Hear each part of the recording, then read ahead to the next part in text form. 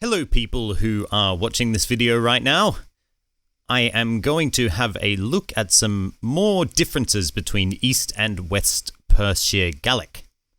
This time we're going to look at the preposition of off or from. Yeah or je. It kind of changes. But in the East, it seems like yeah is the most common form. Because looking at many of these sentences, for example, ye ben dai, ye navat, etc., it really seems like the most common form is ye in East Perthshire. Whereas over in the West, it seems that je is more common. See here, je ben dai. So it's slightly different. Let's have a look at the pronominal forms, so the forms that connect with pronouns. For example, yim, yim. Pretty much the same. What about the second person singular? Yed, yed. So they're mostly the same, it seems. Yeah. So looking at these, one difference is you see here this little mark. This makes it kind of palatalized, so it goes yeah at the end, I believe. So yen like that, whereas that doesn't seem to happen in the East. So I believe this form is actually closer to standard than the East form is. But a lot of these sounds kind of disappeared in the East, in the Far East, which makes it sound like it was in China or Japan, but that's not the case. But yeah, an interesting set of differences there. So let's move on to some other words now, and we'll look at the days of the week. And in our days of the week, we have, for example, starting with Sunday, Jidonich, Jiluan, Jimasht, Jikierden, Jidun, Jihun, and Jisarn. I believe that the forms in East Perthshire are pretty much the same.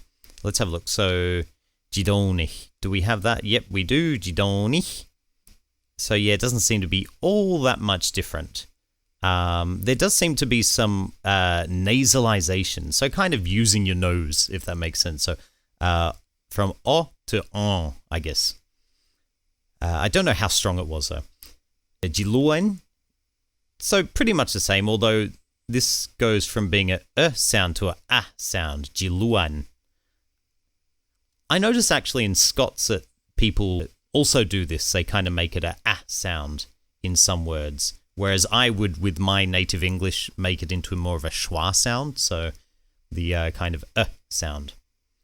Jimasht, I believe, is the same. So there's not a whole lot of difference in those words. Jidun is the same. Now that is one difference.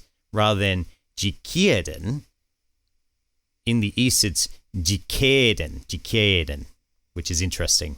A bit of a difference there, but for the most part, the words are similar. Now let's move on to our next slide, which is da, or sometimes da.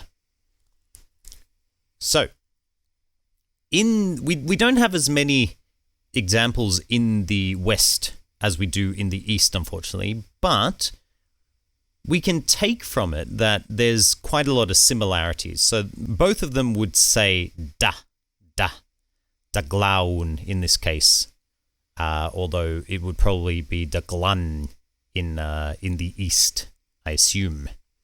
One thing I don't notice here is the use of don, which does happen quite often in the East, especially with some of the uren do, for example, or bhon do, etc. This can also extend to some of the other ones as well. I can't remember which ones exactly. I think dai, maybe, rather than just, here we go, dai. Yeah, it would be dai rather than gai, but I can't remember exactly. Maybe they've got it written down here. Let's have a look. So I've got my mouse here. I can't see it, but it does pop up from time to time, some of the other ones. But yeah, there are some forms here, for example, expressing intent. Deve or deyenu. So these ones, rather than being a da, it's more of a d sound, it seems. And interestingly, rather than being a v sound, it becomes a ve sound. And I think that's similar to Manx, perhaps. I find that interesting. The word d or da also sometimes gets used in place of the j, y, when trying to say the something of something. So, for example, krap da yolan, ushk da hey, for example. We don't have enough examples in the West to make a proper comparison between the two, whether they can use the same words or not.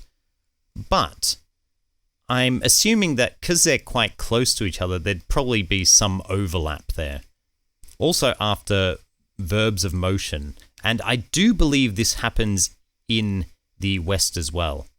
So for example, we have here vachin glanchelch. So in this case, the d or the a, more appropriately, is dropped entirely. But it can also be used with the d sound. For example, vachin da glaun. And this is also possible in the East. So there was kind of some overlap. Sometimes the d was used, sometimes there was nothing used at all, but there would be a remaining lenition. For example, glun becoming glun. So there is a kind of a difference in the initial sound of the word.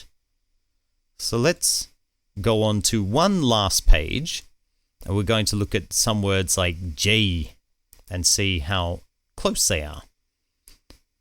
And you can see that there's not really a big difference in pronunciation. They seem to be used in pretty much the same way. So after wake J.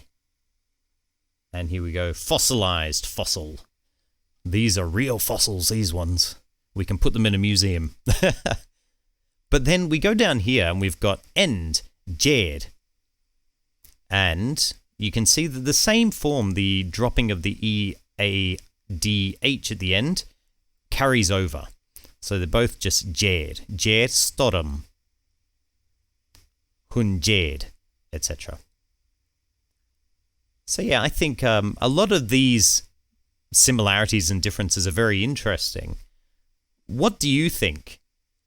Let me know what you think of some of these things, and if you speak a different dialect of Gaelic, I'd love to hear about what your Gaelic does, what their pronunciations are, how they would say certain things. I find it all very interesting. So yeah, thank you very much for watching. Take care, stay safe, and be well.